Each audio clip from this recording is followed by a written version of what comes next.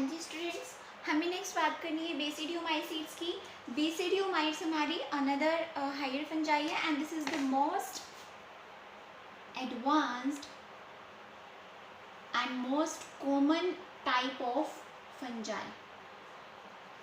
ठीक है, सबसे ज़्यादा एडवांस और सबसे ज़्यादा कॉमनली हमें यही देखने को मिलती है। क्योंकि इसकी जो फ्रूटिफिकेशन होती है वो काफ़ी लार्ज होती है। ठीक है, आप उसको देख सकते हो इजीली। अगर हम बात करें इजीली मैंने देखने की बात की तो आपने बहुत अच्छे से देख रखा होगा इसको। जो मशरूम हम खाते हैं ना, मशरूम पिज़्ज़ा मंगवाते हैं मार्गरेटा चीज़ के साथ साथ में, ये बेसिडोमाइसीट्स ही होती है मशरूम। ठीक है, इसके अलावा आपने जो देखी होगी ना, जिसको पता नहीं, हम लोग तो उसको यही बोलते थे कि ये सांप की छतरी है गोबर वगैरह के ढेर के ऊपर, वो भी बेसिडियोमाइसीट्स होते हैं। मतलब फ्रूटिफिकेशंस आर वेरी कॉन्स्पिक्यूअस, लार्ज होती हैं, आप इजीली उनको देख सकते हो। और एडवांस्ड इतनी ज़्यादा कि सबसे these are the best decomposers among fungi. पूरी फंजाई के अंदर ये सबसे ज़्यादा अच्छे से डिकम्पोजिशन का काम करती है। क्योंकि आपने ये बात सुनी होगी कि cellulose is a complex type of carbohydrate, उसको डाइजेस्ट करना बहुत मुश्किल होता है।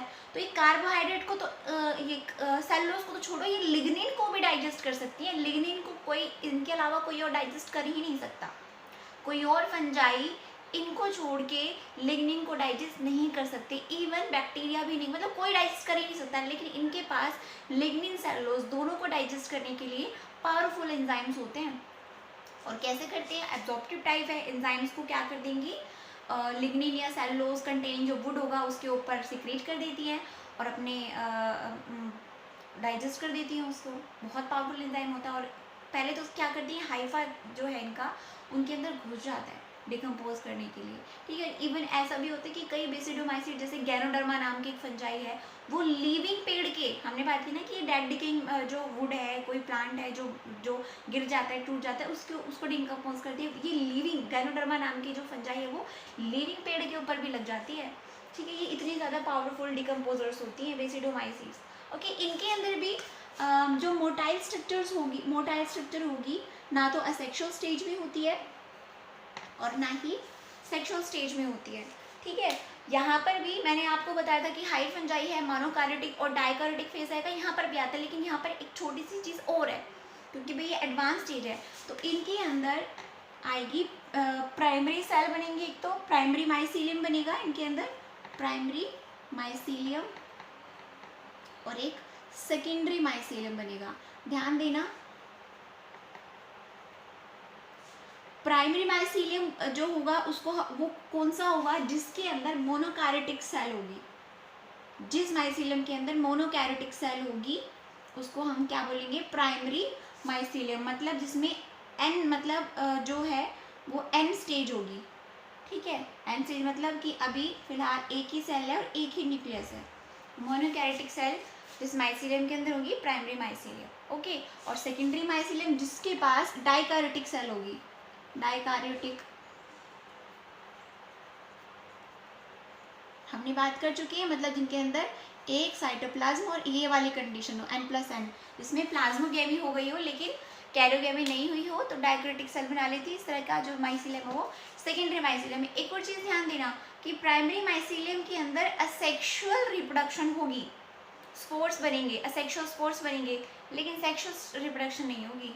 सेक्सुअल रिप्रोडक्शन सेकेंडरी माइसीलियम में ही होती है। ध्यान देने वाली बात है कि प्राइमरी माइसीलियम के अंदर असेक्सुअल स्पोर्स तो बन जाएंगे, सेक्सुअल रिप्रोडक्शन तो हो जाएगा, लेकिन सेक्सुअल रिप्रोडक्शन नहीं होगा। उसके लिए सेकेंडरी माइसीलियम का वेट करना पड़ेगा उसको। ठीक है, और ये काफ़ी टाइम तक रहता है, मतलब ये शॉर्ट टाइम स्ट्रक्चर है, ये काफ़ी टाइम तक रहता है। ठीक है, अच्छा, अब मैंने आपको बताया था कि सेप्टल पोर्स होते हैं किसी के अंदर, थोड़े से बैरल शेप के, इस तरह के शेप के,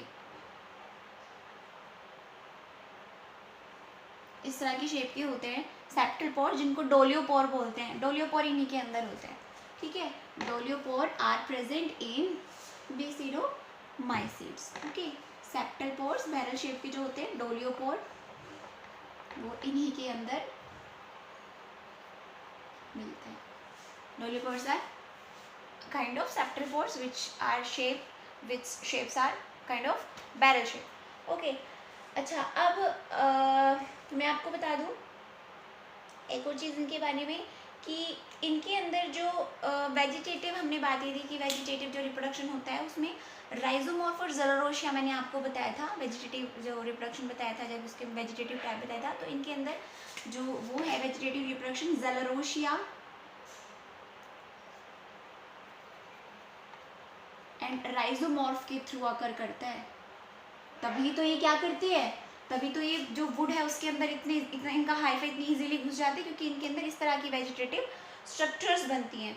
ओके, अच्छा, अब जैसा कि हमने बात की थी एस्कोमाइसीड्स में कि जो एस्कोमाइसीड्स हैं उनके अंदर भी क्या होता है, जो सेकेंड जो डाइकोटिक सेल है वो किसका काम करने लग जाती है, उसके अंदर एस्कोस्पोर्स बनते हैं, फ्रूटिफिकेशन बनती है। तो यहाँ पर भी क्या होता है, यहाँ पर भी जो इनकी जो डाइकोटिक सेल है वो किसका काम करने लग जाएगी, वो काम करने लग जाएगी किसका, बेसिडियो मदर सेल का, और बना लेगी वो क्या, मियोस्पोर, जिसको हम लोग बेसिडियोस्पोर बोलेंगे। ठीक है, अब यहाँ पर बेसिडियो, ध्यान देना कि वहाँ पर 4 to 8 हैप्लॉइड एस्कोस्पोर बने थे, यहाँ पर 4 बनते हैं, 4 spores are produced, 4 spores are produced.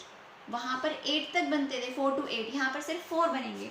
ठीक है, और ये क्या करेंगे, इनकी फ्रूटिफिकेशन बना लेंगे। वहाँ पर भी फ्रूटिफिकेशन क्या हो रहा था, इस एसआई मदर सेल से एसआई के अंदर कन्वर्ट हो रही थी, एसआई से स्पोर्स बन रहे थे, एस्कोस्पोर्स, और एस्कोस्पोर्स से फ्रूटिफिकेशन इनको कार्ब्स बोल रहे थे। तो यहाँ पर भी जो स्पोर्स हैं वो क्या बना लेगी, फ्रूटिफिकेशन बना लेगी, जो कैसी होगी, लार्ज, क्योंकि बेसिडोमाइसिड्स आर कॉन्स्पिक्यूसस, लार्ज होती है इनकी फ्रूटिफिकेशन।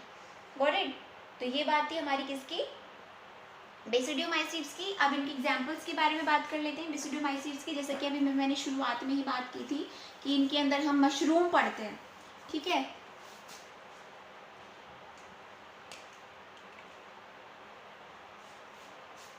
एग्जाम्पल्स, मशरूम, मशरूम का साइंटिफिक नेम है जो कॉमन है वो है अगेरिकस।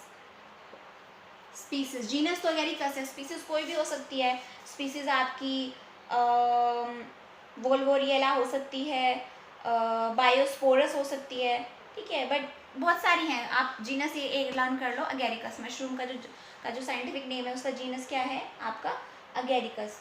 ओके, आपकी इसके अलावा रस्ट, आपने अगर देखा हो कभी ब्लैक रस्ट ऑफ वीट, कि अगर आप लोगों ने थोड़ा सा गेहूं के दाने देखे हो तो कई गेहूं के दाने थोड़े ब्लैक ब्लैक से हो जाते हैं, जैसे झड़ रखे हो ब्लैक ब्लैक कलर में। तो वो वीट की वो जो डिसीज़ होती है ना वीट के अंदर, वो इन्हीं की बेसिडियोमाइसिड्स की वजह से होती है। ठीक है, तो मैं आपको दूसरा एग्जाम्पल बता रही हूँ, black rust of disease, black rust of wheat, rust मतलब रस्ट हम बेसिडियोमाइसिड्स के अंदर पढ़ते हैं। ये आपकी किसकी वजह से होती है, Puccinia graminis tritici. This disease is caused by Puccinia. ठीक है, पक्सीनिया जीनस है इसका, और ग्रामिनीज क्या है इसकी स्पीसीज, ग्रामिनीज, और ट्रिटिकाई इसकी क्या है, सब स्पीसीज ट्रिटिकाई। ठीक है, पक्सीनिया। एक और होती है yellow rust of wheat, Puccinia glumarum से होती है। स्मट जो होती है, स्मट कैसे बताऊं मैं आपको, जो कई जो वीट होते हैं ना थोड़े से सिकुड़े हुए थे उससे होते हैं, जो गेहूं होते हैं थोड़े से सिकुड़ जाते हैं, तो ये जो होता है वो smut of wheat, burn smut of wheat. ठीक है, बट उसकी ज़रूरत नहीं है, आप इतना याद कर सकते हो। ब्लैक रस्ट ऑफ डिजीज़ को पक्सीना ग्रामिनीज ट्रिटिकाई, मशरूम को अगेरिकस बोलते हैं, वो भी बेसिडियोमाइसिड्स में आता है। इसके अलावा आपकी टोड स्टूल, ब्रैकेट फंजाई, ये भी एग्जाम्पल किसके हैं, पफ बॉल्स। ठीक है, मशरूम हो गई, टोड स्टूल हो गए,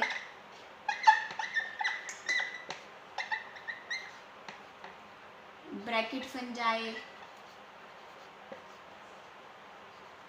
पफ बॉल्स,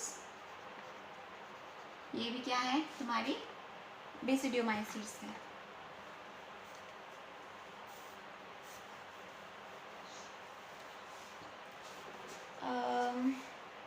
अच्छा, इसके अलावा ना एक वो और होती है, हेलुसिनोजेंस भी बनती है इनसे, बेसिडियोमाइसिड से।